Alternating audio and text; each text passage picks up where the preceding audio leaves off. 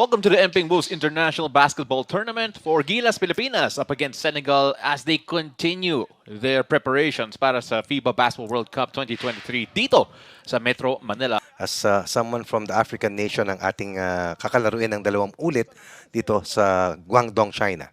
Taking a look at the starters here for both teams as they get going. Talking about Senegal, si Lamine Sambe with the first three-pointer of the game. On the possible final roster for the FIBA World Cup come August 25th. Good rejection here for the green shirts who definitely have the size and heft advantage over the Philippines. Again, speaking about size advantage, athleticism advantage as well as we take a look at that finish coming from Senegal. Still scoreless ang Gilas Pilipinas dito. As you may now notice, as we all do, wala pong scoreboard na nakita because the feed is coming from China. A lot of players already seeing action in the NBA, but more than that, this has been a powerhouse nation in the continent of Africa. As we take a look at Junmar Fajardo knocking in the first basket for Team Philippines. Ito naman si Badio ulit. Working on RR Pogoy, another three, not that time, and the big boys of Senegal get another rebound. Junmar Fajardo trying to stop it, but cannot hold off si Yusofa Ndoye. Speaking of foot speed, Kiefer Ravenna finding Ray Parks, pero wala pa rin. Junmar Fajardo showcasing his strength and the finish. Ooh, it didn't matter that Ndoye was there. Junmar was just too big. That's before your time, coach, diba? Yes, Just yes. making sure. Nabasa ko lang. Nabasa mo lang. Tama yan. As another Ito hindi drive nabasa yung atake sa basket. Second scoring surge for the Philippines heading into the third quarter wherein he scored 7 straight points at dun tayo lumayo ng gusto as Jamie Malonzo knocks in the first three ball for the Philippines. Suddenly a bigger lineup dito para sa Pilipinas. Search dribble, the pull-up shot right over the extended arms of CJ Perez. 16-7 in favor of Senegal. Coming off two mid-range shots as CJ Perez has scored or assisted in the last 4 points for Team Philippines. And with Junmar Fajardo checking out, that'll be interesting to see how they will defend as plays like that. They're going to try to exploit an alley-oop there off the drive. CJ Perez, the drive, the dribble. AJ Edu sa gitna, swatted away. And now Senegal on the run again. The breakaway and the lay-in. They're quick, they're tall, and they're very efficient.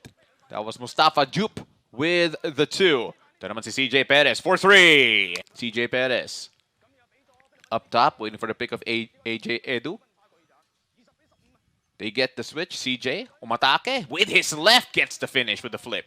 As we take a look at Senegal's drive again. That time, CJ Perez able to tap it off to Calvin Oftana. Ito naman si Renza Bando playing quick, looking for AJ Edu. Almost got the three ball to go instead. Ito naman si CJ Perez getting the offensive rebound. The three, that's good. We see the Philippines only behind by a one-possession deficit at the turn of the first quarter. And they kick it out again. Fall. Going inside, and that's how Jamie Malonzo can defend when he has the size disadvantage. Excellent defense coming from Alonso against a bigger counterpart. And then he attacks on the return play. With the hook shot there, throw back to the 80s. No problem. And a basket inside for a two-way play for Jamie Malonzo playing in that frontline position. And again, that rejection from Alonso from the weak side, and he will be called for I believe that might be a goaltend. interference. And the little floater, no good. Probably saw the big man right in front of him. And another quick turnover. Now on the fast break, Jamie Malonzo getting that through the contact. Back-to-back steals coming from the Philippines. Speaking of Renzo Bando, he had that defensive stop there in terms of that pass interference against Badio. Badio that time, trying to get three back. Wala pa rin. And there was the height difference shown. Si 30 Ravenna could not hold back si Osmani Ndiaye. As Badio will have it, 4-point lead pa rin para sa Senegal. The jump shots are off for both teams here in quarter 2. That's easily read. Third steal in the quarter for the Philippines. 30 Ravenna with the easy lay-in. And speaking of defense, that was actually a new look para sa Gilas Pilipinas And again, as they force another turnover. Pang-apat. AJ Edu finding Jamie Malonzo for the slam. The defense has to be at the peak. So efficiencies, effort, and Chris Newsom also has been at the forefront of consecutive defensive stops for the Philippines. Philippines disrupting all the passing lanes here. Jamie Malonzo giving it to the corner to Dwight Ramos for three. Tied ball game at 30-all. And that's the importance of defensive stops. CJ Perez off the dribble but couldn't finish the floater. Ito naman ng Senegal. They had the numbers for a moment. They go for the corner three. No good. Offensive rebound and the finish. That is what they have really against the Philippines. Actually, ngayon, nasa countdown 21 days na lang tayo, di ba? For opening day, no? I don't think people realize that in a few weeks, we're going to be filled with NBA players here. It's a quick turnover, a slip, it looks like, from Badio. Dwight Ramos going one-on-one. Tumirecho, matake, Difficult. pulls up jumper, and gets the lead for the Philippines. Sukat na sukat para kay Dwight Ramos. Gilas Pilipinas going into the break, trailing 35-34. Itong si RR Pogoy, interesting to see how much he'll do here, considering recovering from injury itong si RR, as Jumar Fajardo had a hard time defending the runner there. AJ Edu did not play in Europe. RR Pogoy, Ray Parks, and Oftana. Na ngayon ay nakikita nating mga naglalaro. Subalit wala naman si Scotty Thompson at si Kai Soto ay hindi pa po nakakapaglaro para sa Pilipinas. Dwight Ramos gets 3. That will be three-pointer number 4 kung di ako nagkakamali para sa Pilipinas. And another steal here for the Philippines. And RR Pogoy gets the bucket to go. Asking for a pick from Junmar Fajardo. CJ, binigay kay Junmar. Junmar left open for just a second, and that's all he needs. And again, CJ Perez able to set up an open teammate. CJ. Now to Dwight. Dwight has a three-pointer in this game already. Dwight bodied up already, and you can feel that scouting report yan. Don't let Dwight Ramos go because he can do that to you. Perfect feed coming from CJ Perez of that side inbound play. Biggest lead para sa Pilipinas, 5 here in the third quarter. Swinging it around, open look from the free throw line as Senegal strike back. Trims it down to a single possession lead. 9 in the quarter so far for the Philippines as finally they stop CJ Perez. Athleticism there on show para sa Senegal. Lamine, pull up, jumper, yes. And that is a good defensive possession there for Gilas Pilipinas. Perfect rotation. No easy shots, even on the cross matches. And then a feed by Malonzo to Fajardo. First basket since the first quarter. Giving them a taste of their own medicine. Correct. Kanina pa siya inuunahan at iniiwanan. Lamine swinging that around. From the corner, that's good. Tied ball game here, 45 all. You felt that there was no other way that was going to end, that he was going to take the shot no matter what. And on the other end, getting a bit of help, a lot of help from the bank. Getting the pick there from Renz Abando. Renz trying to make something happen here. Wow. Senegal doing a lot better job with the second chance opportunities as they find an open man for 3 and get that to fall. AJ Edu with the roll.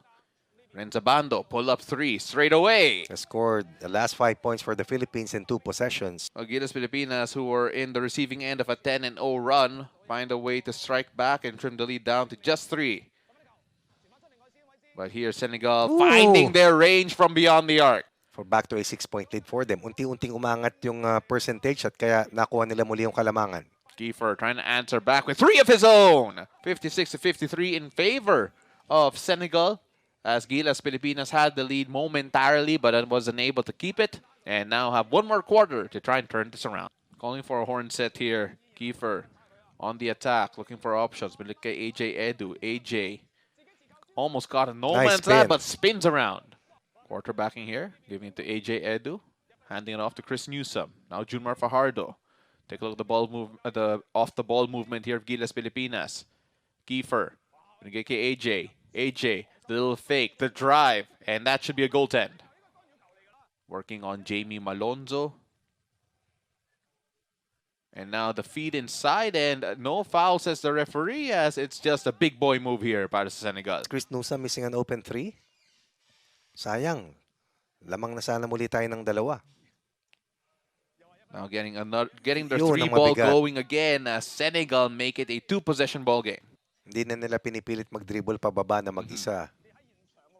And as I said, that's almost a turnover there. Boise being worked on by What a Newsom. move, What a move there. And dyan yung nakikita kung bakit siya nag-NBA Summer League para sa Phoenix Suns. No good. AJ Edu, great rebound. Combination of Edu and Fajardo, but we give the ball up.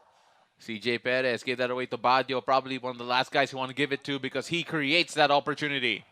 Swinging the ball around. Salya, not that time. Now working on Jumar Fajardo. That's a big offensive rebound, but more importantly, they convert on that second chance. Right now, again, under 2 minutes here. With Gilas trailing by 6. Pull-up jumper. Oh, and that could be the dagger.